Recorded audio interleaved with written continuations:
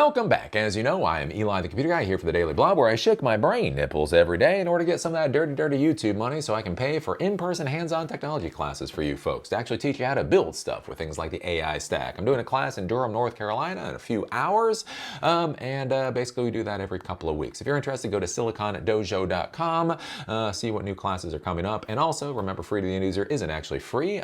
We have a donor box link down below if you'd like to support what I am trying to do. And with that, let's talk about the stupidity. Let me shake these brain nipples. Get some of that dirty YouTube commentary money, as apparently the Trump administration is calling Anthropic woke. Because when in doubt, when you do not actually have a fucking argument, the one thing you can do in the modern world is call the other side woke. The blue hairs call the red hats fascists, and the red hats call the blue hairs woke. And if you get in the middle, if you're actually just trying to build shit to make the world slightly different or better, yeah, you're going to be called all kinds of nasty things. So I think this is kind of interesting. So Anthropic, $185 billion AI company, and the Trump administration is now going after them for being quote unquote woke because Anthropic wants rules and regulations. I think this is interesting too, with the whole woke angle of, you know, what does woke even mean anymore? I feel like a black guy from 2020. What does woke even mean anymore?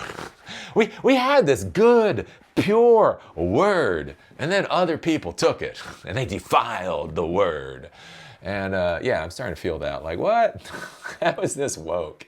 It can be stupid, it can be wrong-headed, it can be any number of words. But why is this woke? It's woke because the Trump administration, when in doubt, we'll call you woke. And they'll be like, yeah, look at those woke bastards. Anyways, this is coming from CNBC. Anthropic CEO disputes Trump AI czar David Sacks' claims that company is woke.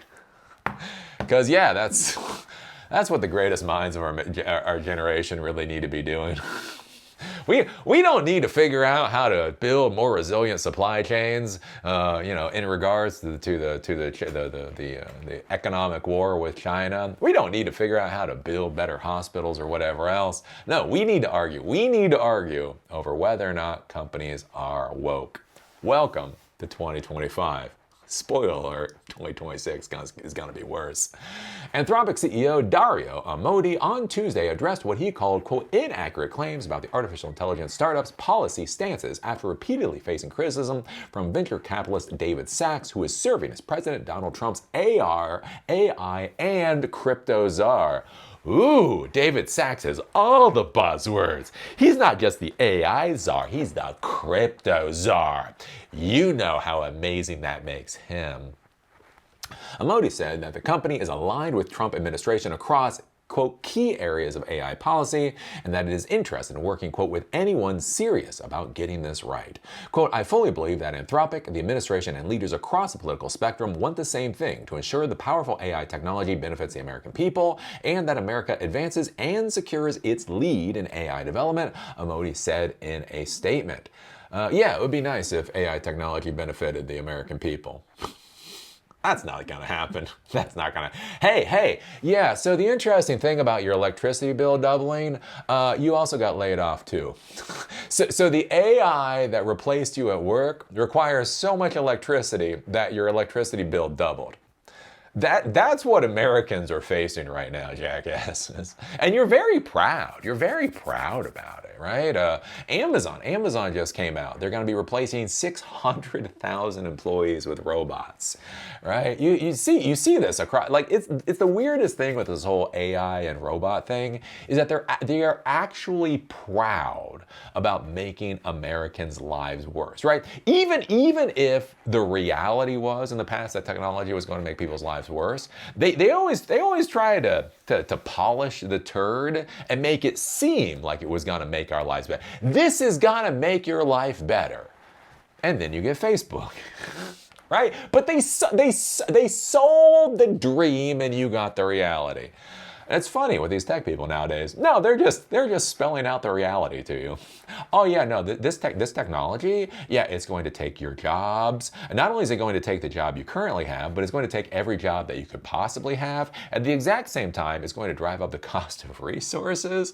So yeah, not only are you going to be jobless, but you're also going to be homeless and probably starving at the same time. But that is what we need to make America superior. Anyways, the company caught the attention of Sachs last week after Jack Clark, one of the Anthropic's co-founders and its current head of policy, published an essay called, quote, Technological Optimism and Appropriate Fear, which sparked a debate over AI regulation online. So they did put out a post last week. Again, appropriate fear. AI is dangerous. Anyways, again, you can go read it. You can decide what it actually says. The idea here is, though, that Anthropic is pushing for regulations. Anthropic is pushing for AI regulations. What people are pushing back on is the idea that creating these AI regulations after companies like Anthropic and OpenAI already have a foothold is basically putting up barriers for the next generation of AI companies. So they're saying Anthropic doesn't really want regulations for safety. They want it as a way to create a moat around their company. And so you kind of had that argument going back and forth. Sachs criticized the essay and accused Anthropic of, quote, running a sophisticated regulatory capture strategy based on fear-mongering, according to a post on X. He said the company is, quote, principally responsible for the state regulatory frenzy and is damaging the startup ecosystem. And yes, the most important thing in the world is that we don't damage the startup ecosystem. No matter how badly the startup ecosystem damages our society, we gotta have kid gloves on those motherfuckers. Anthropic opposed a proposed amendment to Trump's, quote, One Big Beautiful Bill Act that would have enacted a 10-year-long suspension on state level AI laws. That provision ultimately failed and was not included in the legislation. Now, to be clear, this is an actual issue. One of the nice parts about having the United States is it's basically one unified market. Companies, startups can come to the United States and they more or less can sell in the entire market relatively unfettered. There are federal laws and there's like local taxes, but otherwise you can basically sell across the board.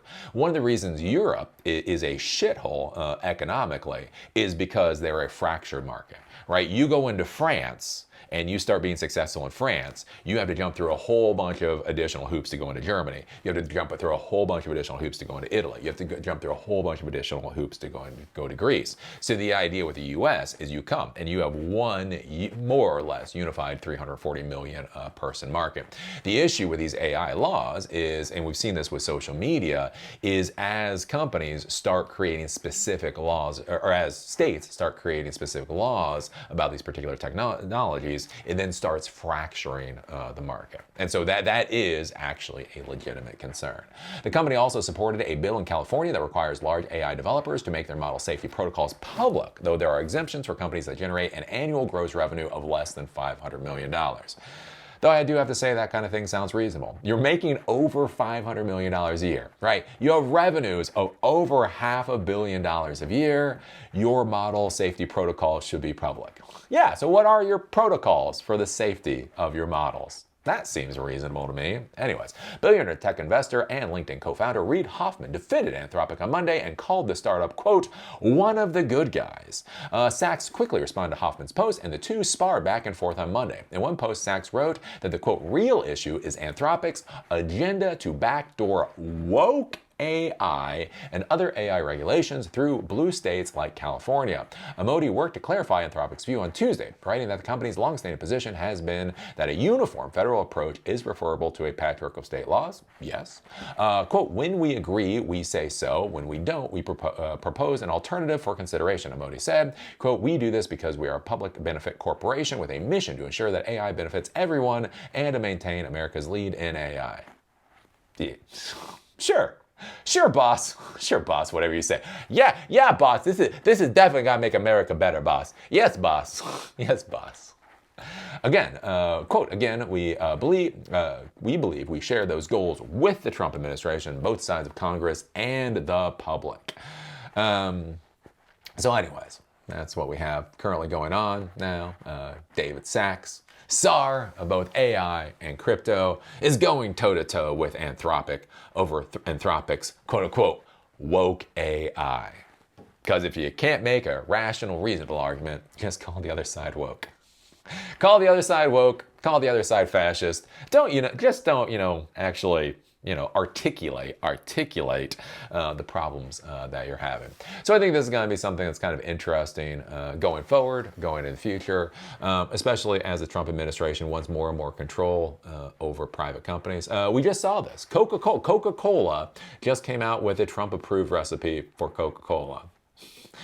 And that's what you really have to understand with the Trump administration. Like other people, he literally thinks that as president of the United States, he has a vote on the recipe of Coca-Cola.